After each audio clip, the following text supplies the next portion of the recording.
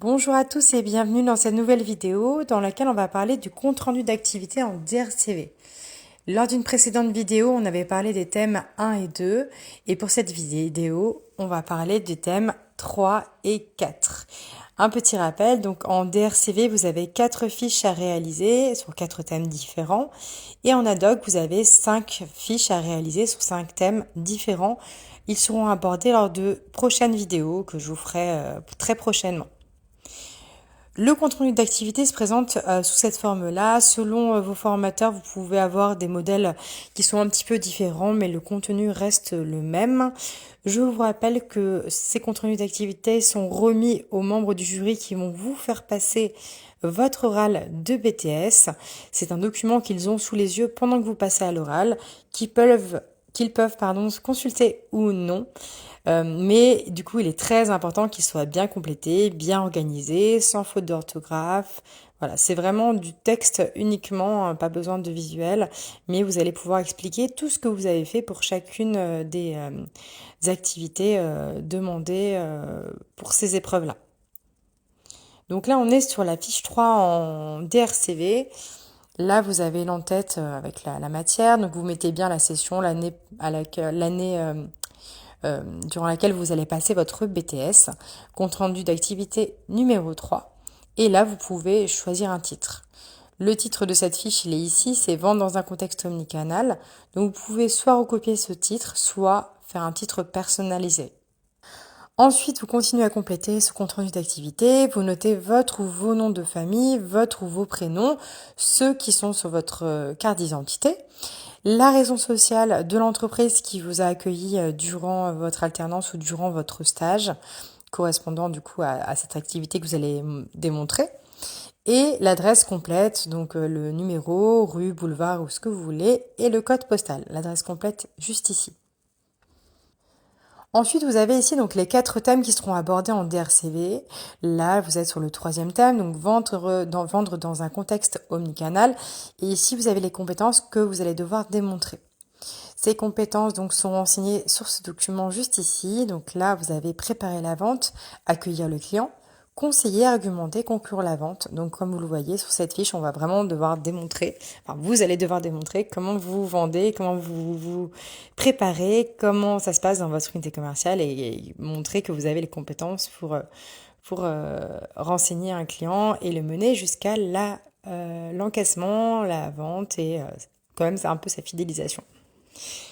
Pour cette fiche-là, du coup, chacun va avoir les mêmes compétences. Comme vous le savez, j'en ai déjà parlé lors de vidéos, il y a certaines compétences qui sont plus ou moins exploitées selon les fiches, mais pour cette fiche-là, toutes les compétences devront être démontrées à travers votre travail, votre méthodologie et vos annexes.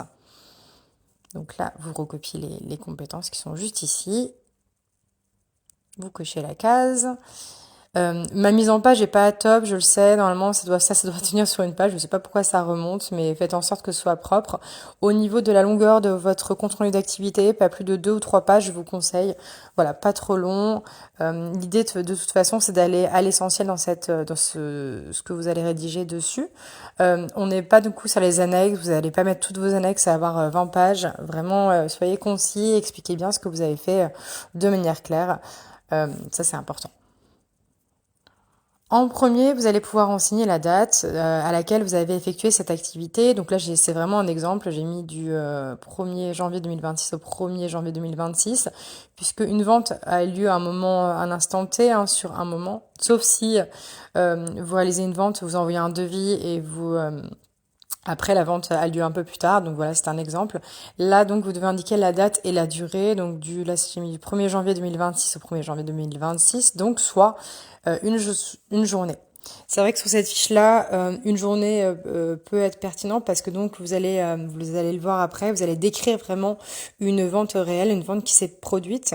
Donc même s'il y a toute la phase de préparation, elle a lieu normalement avant la vente. Donc vous pouvez soit prendre en compte le moment où vous rentrez dans l'entreprise et vous servez ce client, soit vous pouvez juste parler de la vente. Voilà. Je précise aussi quand même que franchement, c'est pas non plus le plus important dans votre oral, hein. Voilà, il faut que ce soit une durée qui soit cohérente avec ce que vous dites, ce que vous affirmez, mais il est peu probable que le jury revienne dessus, donc Il faut vraiment que toute votre fiche soit bien rédigée, que vous ayez droit à l'essentiel et que vos compétences soient bien mises en avant. Je le dis toujours, mais vos fiches d'activité ne doivent pas vous prendre 6 mois à être complétées. Ça doit être du tac au tac, vous savez ce que vous avez fait, soit vous le faites avant votre travail, de la réalisation de vos annexes, soit vous le faites après. Une fois que vous avez tout fait, vous savez du coup tout le cheminement que vous avez suivi, mais c'est du texte à rédiger, simplement. Ensuite, le contexte professionnel. Là, j'ai mis un exemple. J'ai effectué mon alternance dans l'entreprise X qui propose, donc vous faites une petite phrase d'introduction. L'accueil et l'accompagnement des clients est très importante pour garantir leur satisfaction et leur fidélisation. Donc n'oubliez pas que dans le contexte, on va vraiment à l'essentiel et on explique en fait comment finalement l'entreprise, quelle est la politique de l'entreprise en matière ici de vente et de préparation de l'équipe commerciale. Vraiment, n'allez pas par quatre chemins, mettez quelques lignes en expliquant justement lorsque vous faites une vente, quelle a été votre préparation et quels sont un peu les codes que vous devez appliquer. Voilà, c'est vraiment assez rapide. L'enseigne propose à l'équipe commerciale donc des supports d'aide à la vente, c'est ce dont on parlera dans cette fiche quand même parce que la préparation de la vente, elle se fait grâce à des supports. On en citera plusieurs après. Donc l'enseigne propose à l'équipe commerciale des supports d'aide à la vente que j'ai étudiés afin d'adapter ma posture aux préconisations de l'enseigne. Attendez, je vais zoomer un petit peu, ce sera plus lisible pour vous. Voilà, c'est beaucoup mieux. J'accueille chaque client en veillant à identifier son besoin et à répondre à sa demande. Voilà, quelque chose de simple, un petit contexte. Au niveau des objectifs quantitatifs et qualitatifs, on va forcément parler du chiffre d'affaires et du panier d'achat ou éventuellement du panier moyen. Donc là, j'ai mis réaliser un panier d'achat de 100 euros puisque après, je décrirai une situation de vente. Donc mon objectif, c'est de vendre 100 euros à la cliente ou au client. Et d'atteindre donc un chiffre d'affaires de 5000 euros sur la journée. Donc les objectifs quantitatifs, là on parle de la vente. Donc les objectifs sont très concrets. Ça peut être de réaliser un chiffre d'affaires sur un mois donné. Ça peut être réaliser donc là comme ici un chiffre d'affaires sur une journée. Voilà, parfois donc on peut parler de panier moyen si justement dans le mois votre manager, votre responsable vous indique que le panier moyen ce mois-ci doit augmenter de temps. Ça vous pouvez aussi le mettre dessus. Et les objectifs qualitatifs, là, on est vraiment sur toujours accueillir le client, le renseigner sur les produits proposés, fidéliser les clients. Là, on est sur la vente, donc vous devez aussi, on aurait pu ajouter maîtriser les outils d'aide à la vente disponibles ou mis à disposition par la marque, par l'enseigne. Donc voilà, là, on est vraiment sur ce type d'objectifs. J'en ai déjà parlé à plusieurs reprises, mais il faut que ce soit des objectifs très simples et que vous allez pouvoir atteindre dans cette fiche. Au niveau de la méthodologie, toujours pareil, je vous rappelle qu'il faut que ce soit assez détaillé quand même. Là, c'est vrai que j'ai été un peu rapide, j'aurais pu développer un petit peu plus, mais n'oubliez pas que l'objectif de cette vidéo, c'est de vous montrer la démarche. Ce n'est en aucun cas de faire le travail à votre place, c'est vous qui êtes dans l'entreprise, c'est vous qui apprenez et c'est vous qui passez le BTS. Donc c'est important que vous puissiez vous approprier aussi cette fiche d'activité, rédiger à votre manière, rajouter du texte. Sur la méthodologie, deux façons de faire, soit vous faites comme ça des points en détaillant un petit peu plus, soit vous rédigez carrément un texte, tout est possible. C'est vraiment à vous de voir ce qui vous convient le mieux. En tout cas, structurez bien, comme je le dis toujours, structurez bien cette partie. Il faut que le jury puisse lire facilement, on n'est pas sur un amas de textes jetés comme ça sur du papier, vraiment... Ça, c'est important. Pareil, c'est comme votre présentation visuelle que vous allez montrer pendant les 10 minutes d'oral, en fait. Ça démontre que dans votre tête, vous êtes quelqu'un d'organisé, de structuré. Votre travail est structuré et organisé. Vous voyez, ça fait vraiment le lien avec tout ça. Et ça met le jury dans les meilleures dispositions pour vous mettre une bonne note si, évidemment, derrière votre discours suit, vous connaissez le cours et que vos annexes sont bien réalisées. Donc là, je reviens là-dessus. Donc la première partie, l'analyse de la clientèle, parce que là, on est sur la fiche qui concerne la vente. Donc si vous voulez bien vendre à vos clients, il faut évidemment bien connaître votre clientèle. Donc là, j'ai mis ça en première partie, la réalisation de 2 personas. Persona, c'est vu dans votre cours. Donc les personas sont des des clients fictifs représentatifs de votre clientèle et ça va vous permettre de savoir vraiment comment vous allez les cibler. Est-ce que ce sont des jeunes? Qu'est-ce qu'ils apprécient? Qu'est-ce que en général ils recherchent? Comment ils se comportent? Est-ce que c'est des personnes plutôt pressées? Est-ce que c'est des personnes qui ont le temps? Voilà, tout ça compte. Lorsqu'on visite un commerce, on est vraiment dans une prédisposition, on rentre dedans pour une bonne raison. On va pas acheter une baguette comme on va acheter un, un, un frigidaire ou une machine à laver chez Darty, forcément. Donc on adapte son discours aussi au profil de client qu'on a en face. Donc la réalisation de 2 personas aussi, moi ça me semble toujours plus important parce que c'est assez rare d'avoir un seul profil de client. Ça peut, mais c'est assez rare. Donc moi je conseillerais 2 personas dans le meilleur des cas, au moins 2 personas. La méthode cap son casse aussi, je reviendrai pas dessus, mais ça vous permet aussi de cerner évidemment le profil de vos clients. Tout est dans le cours, donc j'aborderai ces sujets quand même lors de prochains cours que je mettrai en vidéo. Mais ça, c'est vraiment important aussi que vous appliquiez le cours à votre entreprise, que vous sachiez comment réaliser l'analyse de votre clientèle bien précise. En 2, les outils d'aide à la vente et les logiciels de vente. Alors, une partie aussi importante que le début, tout est vraiment important. Pareil, dans le cours, on parle beaucoup des OAV, donc c'est les outils d'aide à la vente. Ça peut être différents documents, l'argumentaire de vente, un objectionnaire également, c'est-à-dire un document qui vous permet de traiter les objections des clients. Donc tout ça est important. Vous devez vraiment faire un tour dans votre entreprise, questionner votre responsable, bien regarder dans les logiciels internes avec vos droits et vos accès évidemment. Et là, voilà, il faut regarder quels outils existent dans l'entreprise, que vous en ayez pris connaissance quand vous êtes arrivé dans l'entreprise ou non. On vous a peut-être donné un argumentaire de vente en vous disant voilà comment il faut accueillir le client avec cette trame, ou peut-être pas. Mais du coup, c'est important que vous sachiez ce qui existe dans l'entreprise. L'objectionnaire, ça permet de traiter les différentes objections des clients. Donc pareil, ce sera, vous verrez ça en cours, mais c'est là où on se dit, bah, si le client me dit c'est trop cher, qu'est-ce que je lui réponds? Si le client me dit telle ou telle phrase, qu'est-ce qu'on lui répond? Donc tout ça, ce sont des documents que vous devez connaître. Aussi le catalogue de produits, comme je l'ai mis, le catalogue de produits, c'est pareil. Quand vous arrivez dans l'entreprise, vous partez d'un point zéro, vous ne connaissez pas forcément les produits de l'entreprise. Vous allez avoir normalement à disposition un catalogue produit ou des fiches techniques pour que vous puissiez bien connaître les produits et vous puissiez renseigner au mieux le client. Donc tout ça, évidemment, fait partie de la vente, même si juste après, on va passer à l'étape de la vente. L'idée, c'est de se dire comment vous vous préparez, tous ces éléments-là. J'ai pas forcément rajouté, mais vous pouvez aussi rajouter tout ce qui est planning. Les plannings, si vous avez une tenue particulière que vous devez enfiler pour vendre, tout ça c'est important. Donc voilà, prenez en compte vraiment toute la préparation. Vous dites, si demain je suis manager de mon unité commerciale et que je dois recruter une nouvelle personne, comment je vais la former? Quels outils je vais lui donner? À quoi elle va avoir accès? Qu'est-ce qu'il faut qu'elle sache pour bien vendre et pour bien servir les clients qui rentrent dans l'unité commerciale? Dans cette partie-là, j'ai mis aussi le logiciel de vente et de fidélisation. Les logiciels sont aussi importants parce que vous travaillez pas seul face aux clients. Vous avez tous vos logiciels aussi qui vous permettent de vous aider là-dessus.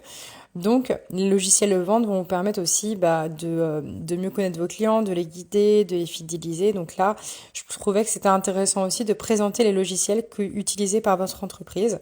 Et ça rejoint finalement le côté accueil d'un nouveau salarié et le ou la former justement aux outils utilisés par l'entreprise pour qu'elle puisse s'appuyer dessus également.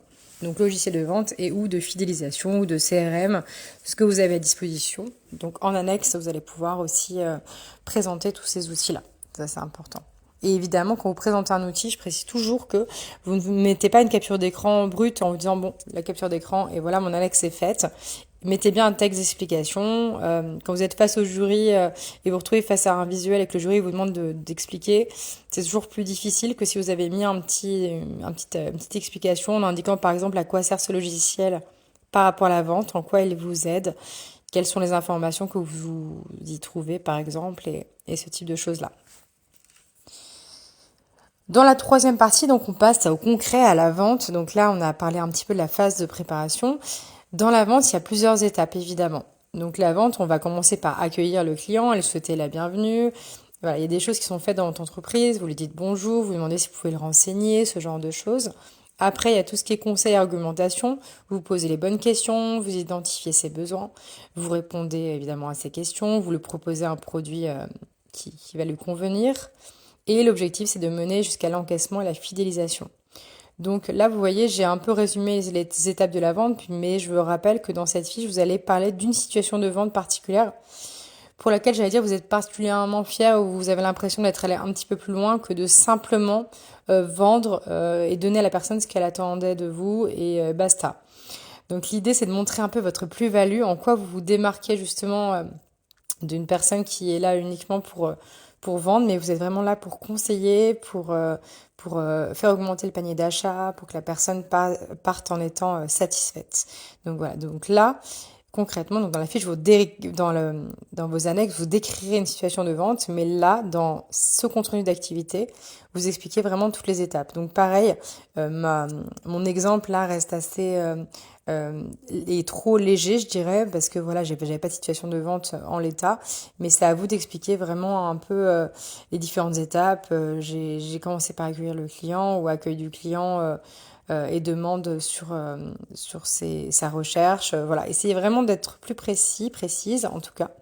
Et faites des phrases un petit peu plus longues que ce que j'ai mis, mais vous avez un peu le gros qui est noté pour vous guider.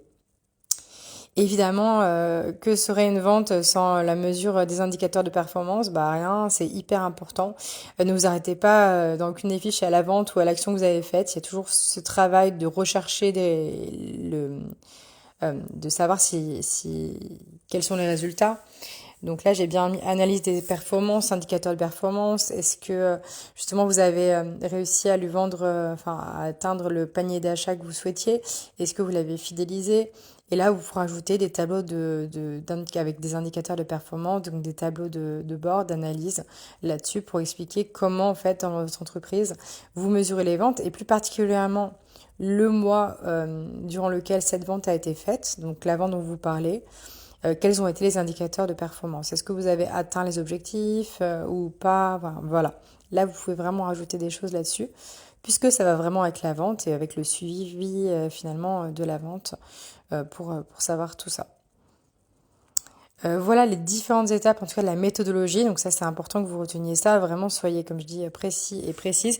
Évidemment, appuyez-vous sur ce document qui n'est pas là pour rien. Si vous souhaitez que je vous l'envoie directement. Si vous en faites la demande sur le site réussirbtsmco.fr dans la rubrique ressources. Et dans ce document-là, donc qui a été fait pour la préparation à l'examen, c'est pas un document, je le rappelle, que j'ai fait moi-même, c'est officiel. Là, vous avez justement toutes les informations sur le travail attendu. Donc, c'est aussi grâce à ça que vous allez pouvoir vous aider à rédiger votre compte-rendu et à vérifier que vous avez bien montré que vous saviez faire tout ça lors de votre activité. Après, évidemment, il y a la partie quand même résultats obtenus. Alors là, j'ai mis un petit paragraphe. Les analyses réalisées et les outils mis en place m'ont permis de me sentir plus à l'aise face aux clients et de poser les bonnes questions pour connaître leurs besoins et mieux y répondre. La cliente a réalisé un achat de 150 €. J'ai donc atteint, et là, éventuellement, et dépassé cet objectif. Donc là, ça vous met aussi un peu plus en valeur. De plus, lors de cette vente, la cliente a acheté un produit additionnel que je lui ai proposé. Suite à ma proposition, elle a accepté d'adhérer au programme de fidélité. Donc là, les résultats, c'est par rapport à la vente et à tout ce qui a été indiqué aussi dans les objectifs. Vers quoi ça a mené concrètement? Qu'est-ce que vous avez fait de bien? Qu'est-ce que vous avez fait de moins bien peut-être et que vous aurez pu mieux faire? Il y a aussi ça qui est tout à fait possible. En tout cas, par contre, par rapport à cette fiche-là, je vous conseille vraiment de prendre une vente, encore une fois, sur laquelle vous avez atteint, voire dépassé les objectifs. L'objectif, c'est de montrer que en tant que manager, vous savez maîtriser toutes ces étapes-là et que demain, vous êtes en charge d'un point de vente. C'est vous qui allez booster votre équipe, c'est vous qui allez les conseiller, c'est vous qui allez les accompagner dans leur travail et donc il faut que vous maîtrisiez tout ça impérativement. Au niveau des moyens humains, là j'ai mis moi-même et ma responsable, c'est ce qui ressort assez régulièrement, sauf si une tierce personne est intervenue. Et moyens techniques, logiciel de vente de l'entreprise. Donc là, évidemment, précisez le logiciel, ne mettez pas ça. Excel et Word, éventuellement téléphone portable si vous avez pris des photos, tout ce genre de choses qui vont permettre d'indiquer les outils que vous avez utilisés. Donc, à vous de rajouter les vôtres. Voilà, j'espère que déjà les explications de cette fiche-là vous aura permis de mieux comprendre comment la compléter. On va continuer avec la fiche numéro 4, donc la dernière fiche en DRCV. Et là, vous allez avoir donc le thème. Je reviendrai pas comme je viens de le faire sur le reste, hein. Toujours pareil, hein, vous mettez le titre, enfin l'année, le compte rendu numéro 4 et le titre en dessous que vous pouvez personnaliser. Donc là, les compétences pour ce thème-là sont les suivantes. Suivre les évolutions suivre les évolutions des attentes du client, évaluer l'expérience client, accompagner le client, fidéliser la clientèle et accroître la valeur client. Ces compétences, je les ai trouvées juste ici, toujours dans ce document. Et là, vous avez donc toutes les compétences qui vont correspondre. Alors, là, toujours pareil, donc au niveau de la durée, j'ai mis du 8 septembre au 2025 au 8 octobre. Là, j'ai pris une durée quand même assez longue parce qu'on va être sur un travail d'analyse et de mise en place d'outils. Donc, on a besoin d'un petit peu de temps pour récolter tout ça et faire le point et les analyser. Je rappelle que pour cette fiche d'activité, vous pouvez prendre différents sujets. Là, c'est pas forcément donc un seul sujet comme la fiche précédente. L'idée, c'est on va le voir, mais d'une manière générale, de montrer déjà comment votre entreprise fidélise et entretient, enfin, sa clientèle et entretient la relation. Et après, de proposer un outil qui va venir compléter, un outil ou une analyse. Là, vous allez voir que dans cet exemple-là, pour ce compte-rendu d'activité, j'ai pris 2 exemples. Ça peut être, par exemple, d'analyser les avis clients. Parce qu'en fait, un client qui achète chez vous, si après vous lui conseillez, vous lui demandez s'il peut laisser un avis sur Google, bah, du coup, c'est positif et ça montre que vous travaillez sur la relation client pour faire améliorer votre visibilité et votre notoriété grâce à Google. Donc là, l'analyse des avis clients et montrer que vous avez récolté des avis clients pour faire évoluer votre note, ça c'est bien. Après, ça peut être aussi, vous allez le voir, un outil de gestion des réclamations. Parce que pareil, un client a acheté chez vous, ok, il rencontre un problème avec le produit ou le service proposé, il revient chez vous, qu'est-ce que vous faites? Et donc là, le fait de proposer un nouvel outil de gestion de réclamation, un nouveau processus mis en place par l'équipe, ça montre que vous savez prendre en main justement aussi ce type de problème, entre guillemets, et que vous agissez avec la casquette de manager. Donc au niveau du contexte, j'ai effectué mon alternance dans l'entreprise X qui propose X, toujours une petite phrase d'introduction. L'unité commerciale se situe dans un quartier résidentiel et nous fidélisons la clientèle en s'appuyant sur le programme de fidélité, en nous appuyant sur le programme de fidélité. Hop. J'ai proposé à mon responsable de contribuer davantage à leur satisfaction en réalisant une analyse des avis clients, ou bien ça peut être en mettant en place un outil de gestion de réclamation. Voilà, ces 2 propositions ne sont pas forcément celles que vous choisirez n'en fait pas forcément partie. Comme je le dis, vraiment, c'est de votre entreprise, donc c'est à vous de voir avec votre responsable, à voir comment elle entretient la relation client. Ça peut être d'autres choses, ça peut être créer un emailing après pour les remercier pour l'avance. Voilà, ça peut être diverses choses. L'idée, c'est de se dire, une fois que le client a acheté, donc on va dire le prospect, la personne qui rentre dans votre unité commerciale a acheté. Ok, elle a acheté. Ben, qu'est-ce que votre entreprise fait pour garder le contact ou pour la faire là ou le faire revenir. Et ça, vraiment, ça fait partie de vos responsabilités, vos missions en tant que manager, de justement savoir garder ce lien. Objectif quantitatif, j'ai mis réaliser un nouvel outil numérique de gestion des réclamations, par exemple. Un autre objectif pour l'autre type de sujet, obtenir 30 nouveaux avis Google. Donc là, on a quelque chose de très concret. Objectif qualitatif, proposer une procédure interne de gestion de réclamation. Fidéliser la clientèle, c'est un peu la base de cette fiche. Et éventuellement améliorer notre note sur les avis Google. Au niveau de la méthodologie, alors là j'ai fait relativement simple parce que voilà, je considère qu'une fois que vous avez compris comment remplir un compte rendu, quand même vous savez faire. Je voulais juste vous montrer un peu les étapes par lesquelles vous pouvez passer. Premier, vous allez voir que pour les 2 thèmes, j'ai pris présentation des outils de fidélisation utilisés par l'enseigne. Ça sert à rien de foncer tête baissée sur la création d'un outil si déjà vous ne savez pas comment votre entreprise fait pour fidéliser la clientèle. Donc quand vous rentrez dans une entreprise, c'est important de savoir ce qui se passe une fois que la personne a acheté. Donc là, vous allez faire un petit état des lieux de toutes les techniques utilisées par la marque pour fidéliser la clientèle.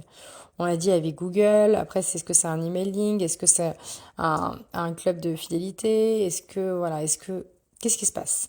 Et d'ailleurs, ça j'en profite aussi, la création d'un programme de fidélité, ça fait partie aussi des choses que vous pouvez créer pour cette fiche d'activité, puisqu'on est bien sur l'entretien de la relation client, fidéliser les clients et lui proposer un programme qui lui correspond et qui le satisfait pour qu'il puisse revenir régulièrement dans l'unité commerciale.